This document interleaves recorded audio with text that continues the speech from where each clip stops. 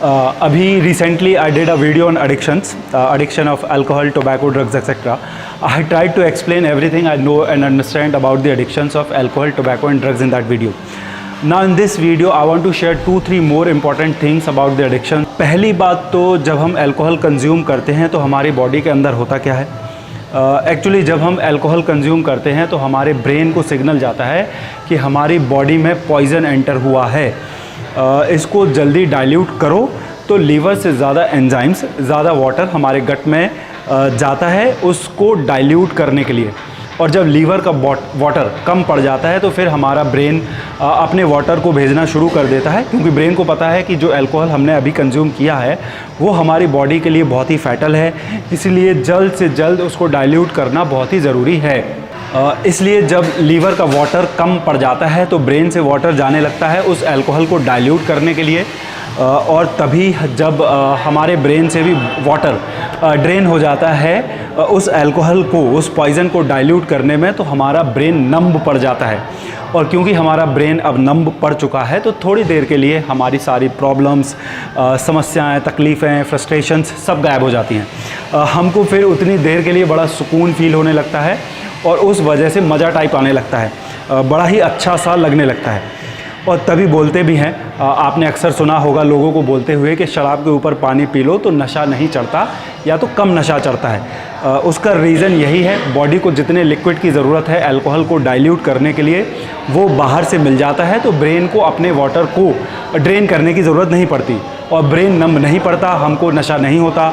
और यही कारण है कि शराब पीने वालों को लीवर की शिकायत भी सबसे ज़्यादा होती है। अब हम आते हैं दूसरी ज़रूरी बात की तरफ। जैसे मान लीजिए आपके पास एक टेबल पड़ा है और उस टेबल पर एक गिलास है। अब मैं उस गिलास को थोड़ी देर के लिए किसी कपड़े से या मान लीजिए मेरे हैंकी से उस गिलास को ढक देता हूँ, तो क्या मेरे उस गिलास को मेरे रुमाल से ढक बस देने से वो गिलास वहाँ टेबल से हट गया? नहीं, वो गिलास अब भी वहीं है, वहीं उस टेबल पर ही। बस क्योंकि आपने उस गिलास को थोड़ी देर के लिए अपने हैंकी से ढक दिया है वो आपको दिखना बंद हो गया है, लेकिन वो गिलास है वहीं उस टेबल पर ही। आप उस गिलास को थोड़ी देर के लिए अपनी आंखों से दूर तो कर सकते हैं, उसको अपने हैंकी से ढक के, लेकिन वो गिलास वहाँ से तब तक नहीं हटेगा जब तक आप उसे उठाकर कहीं और रख नहीं देते।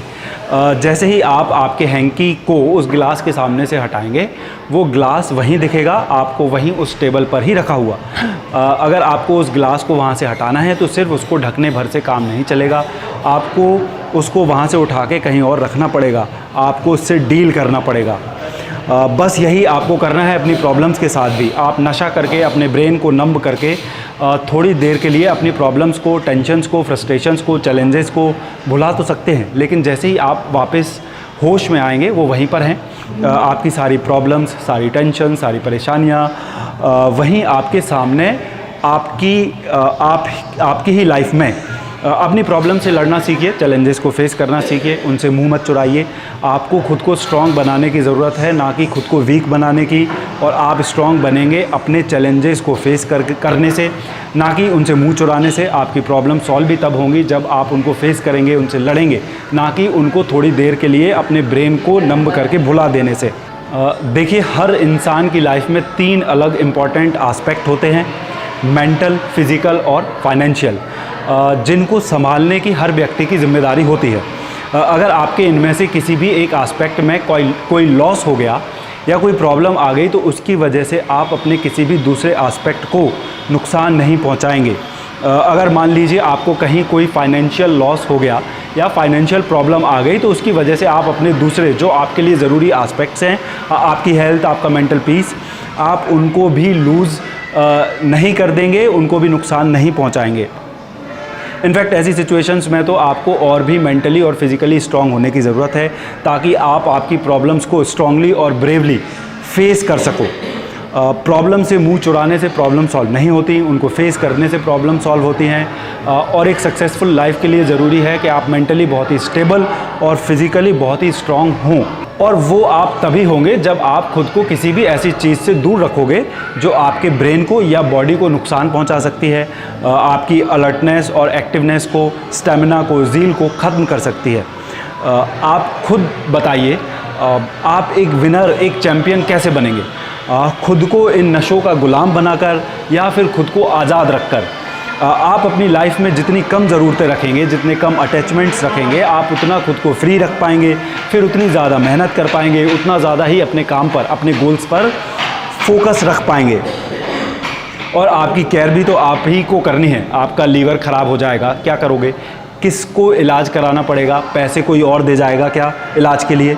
आपको कैंसर हो जाएगा, किडनीज ख़राब हो जाएंगी, डायलिसिस पे कौन जाएगा? आप या आपके वो फ्रेंड जिन्होंने ज़बरदस्ती आपको ड्रिंक कराया है। और ये भी आपके बहाने ही हैं, इसने सिखा दिया, उसने सिखा दिया। कोई बच्चा नहीं है कि ज़बरदस्ती किसी ने किसी को कुछ करा दिया। आपको खुद पीना था इसलिए आप पी रहे हो। बस ब्लेम खुद ना लेना पड़े उसके लिए बस एक बहाना है कि दोस्तों ने सिखा दिया। खुद को बिज़ी रखना सीखिए। अपने समय को यहाँ वहाँ बर्बाद करने से अच्छा है कि आप खुद को किसी भी इंटरेस्टिंग या क्रिएटिव काम में बिज़ी रखें। आप जितने बिज़ी रहेंगे उतना फालतू के कामों से दूर रहेंगे। आपके खाली समय को भी प्रोडक्टिवली ही यूज़ करने की आदत बनाएं। आपका जो भी खाली समय है उसमें कुछ ऐसी हॉबीज़ डालने की कोशिश करिए जिससे आप उस समय में भी कुछ क्रिएटिव हो सके या फिर उस समय का कुछ प्रोडक्टिव यूज़ हो सके।